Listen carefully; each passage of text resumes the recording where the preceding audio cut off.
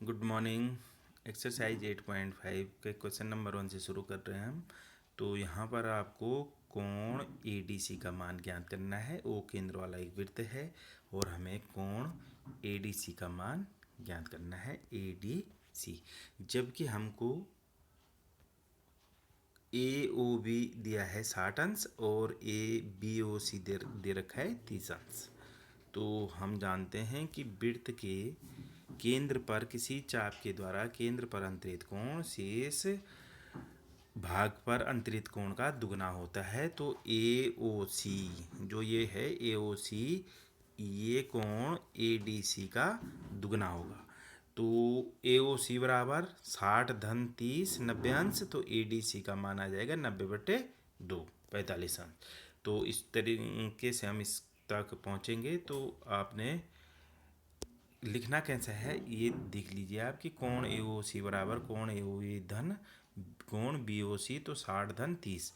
AOC बराबर 2 गुणा गया ADC, ये हम प्रमेय के अनुसार जानते हैं। तो अब हम ADC का मान निकालेंगे। तो AOC बटे 2, 1/2 कोण AOC, तो कोण ADC बराबर 90/2, या इसको इस तरीके से भी लिख सकते हैं 1/2 गुणा गया 90, तो ADC बराबर 45 अंश। अब हम चलते हैं क्वेश्चन नंबर 2 पर।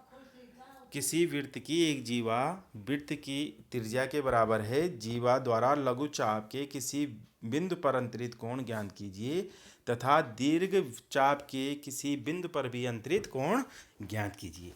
तो ये क्वेश्चन है, एक जीवा है जो त्रिज्या के बराबर है और उस जीवा के द्वारा जो कोण ज्ञात करने हैं, एक तो लघु चाप के सापेक्ष ज्ञात करना है, एक दीर्घ चाप के सापेक्ष।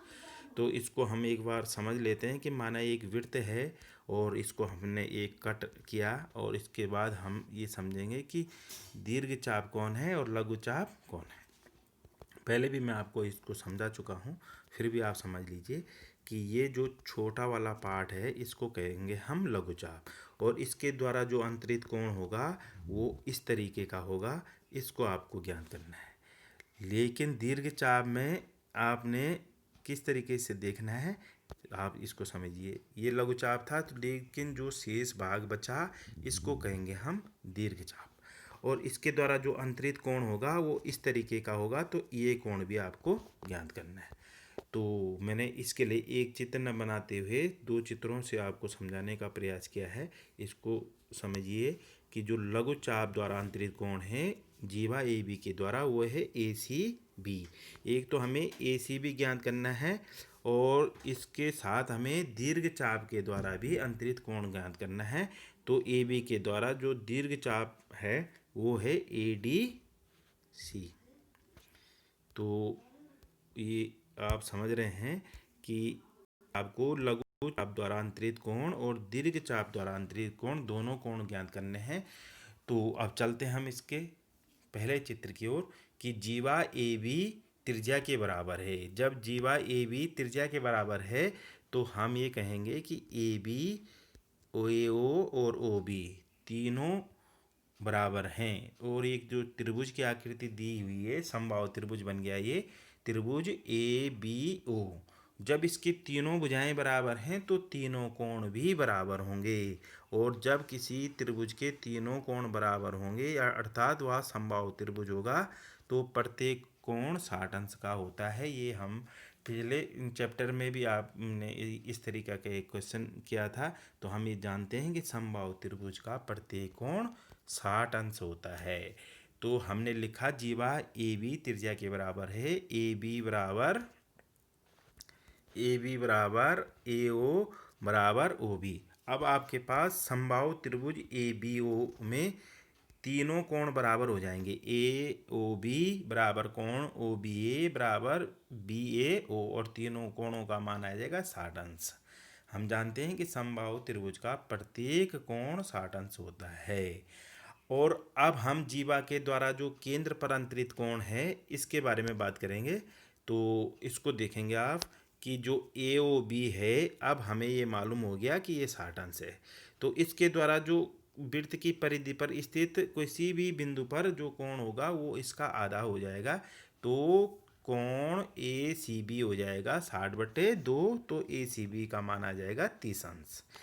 तो ये हमारा लघुचाप के द्वारा अंतरित कोण का मान हमने निकाल लिया है 30 अंश, क्योंकि हम जान रहे हैं कि कोण ए बराबर 60 अंश, तो ए सी बराबर 60/2। प्रमेय के अनुसार हम जानते हैं कि केंद्र पर अंतरित कोण शेष भाग पर अंतरित कोण का दुगना होता है।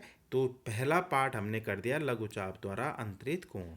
अब जो दूसरा पार्ट है इसको आपने बड़े अच्छे से देखना है कि अब हम ये समझ रहे थे कि जो ये समबाहु त्रिभुज है इसका जो केंद्र पर अंतरित कोण था ये 60 अंश था, और हम जानते हैं कि एक ये संपूर्ण कोण जो होता है वो होता है 360 अंश का।